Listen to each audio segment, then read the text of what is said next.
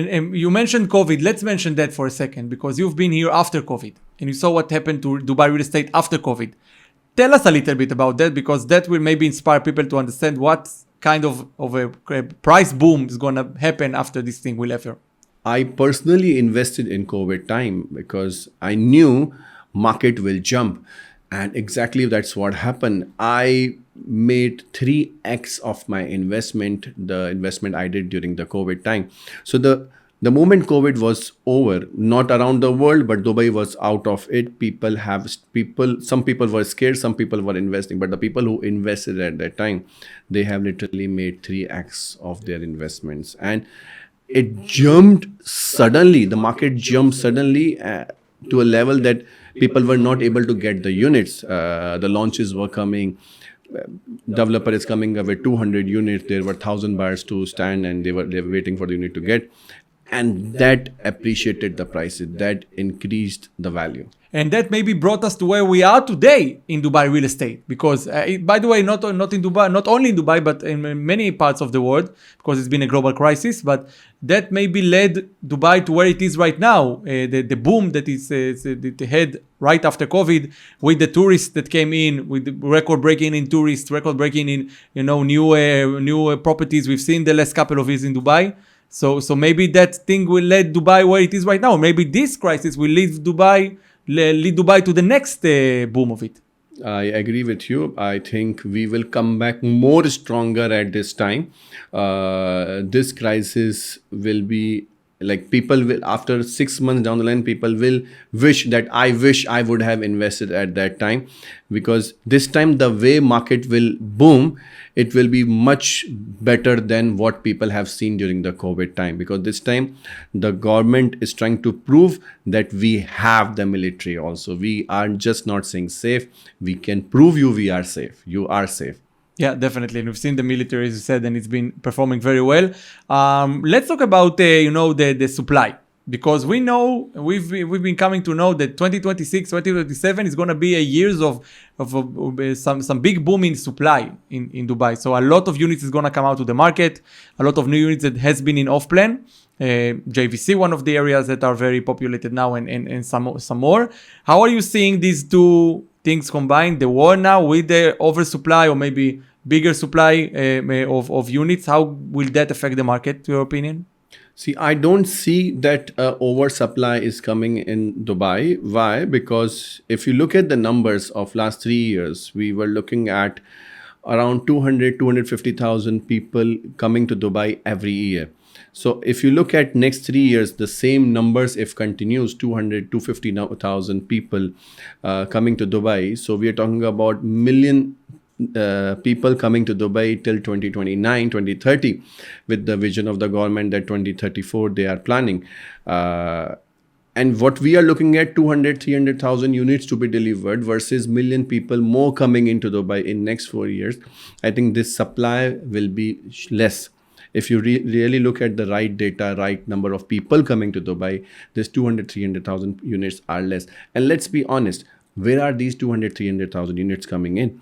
These units are not coming at the prime location. Now, out of million people, let's say if we get even 50% of the people, 500,000 people coming in Dubai, not 500,000 people are going to look for 1 bedroom or 2 bedroom apartment. There will be families coming in. They want villas, they want townhouses, they want 3 bedroom apartment, they want bigger units. There is no supply. There is not much supply of bigger units. All supply what you have is the studio, 1 bedroom apartments in different other location, which is not the prime location. Prime location, if you talk about downtown, Dubai Hills, Dubai Land area, Emirates Hillside, Palm Jumeirah side, you do not have much numbers of delivery coming into these locations.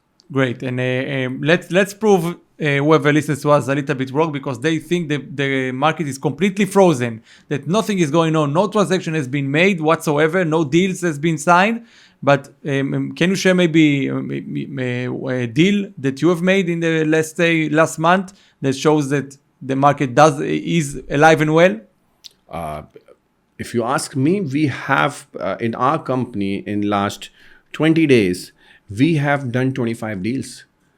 I know 25 deals is less, but in this war situation, 25 deals is not bad, because I know a lot of agencies are not doing so. So it's all about how you are addressing the situation, whom are you talking, how you are putting across the opportunity, what opportunities you are putting.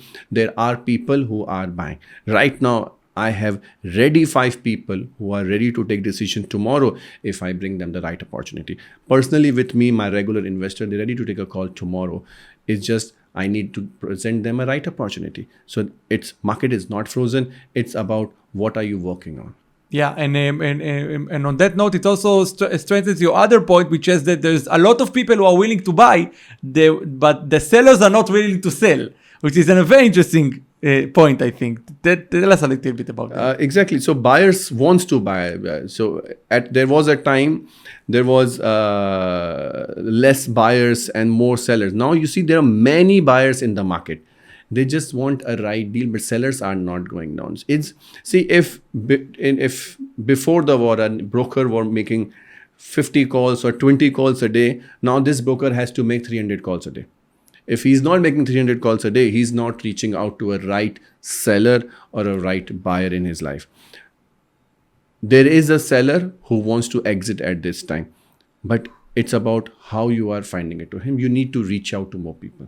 Yeah, and I think that a lot of people are getting more and more calls from real estate brokers these days. Like I'm getting a lot, I would say much more than before.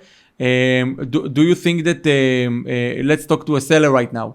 What is the situation that you will say, yes, this is a good time for a seller to leave, even if it doesn't have to do with personal circumstances, like if he doesn't have to have the money right now, let's say. But what is the circumstance that you say, this is the time for you to sell your unit, even in this market? No, I'm telling all my investors, all my sellers, whoever is coming to me that I want to sell the property. If you can hold your property, hold on to it. I'm not asking them to sell. Why would he make a loss? Because right now any buyer will come to buy that property. He wants to take advantage of that situation. So I'm not pushing any seller unless he's really in need of cash. He wants to pay his bills. He's hand to mouth and he really wants to exit. Otherwise, I'm telling them, wait. Why? And about that, I want to understand how is the developers are taking this situation right now. Are we seeing new launches of units of projects right now? What are we seeing from new buildings or new projects in this 1 or 2 months right now in Dubai? So if you look at it, yes, there are launches coming. It's not like the launches have stopped. Developers are launching the most hottest demanded projects or most hottest demanding locations. They are launching the projects there, which they were holding it for so long. Now, giving an example, Emaar recently launched a building in Emaar South, 1 million dirham, 1 bedroom. You can never find 1 million dirham, 1 bedroom apartment in Emaar, but they launched and they sold out.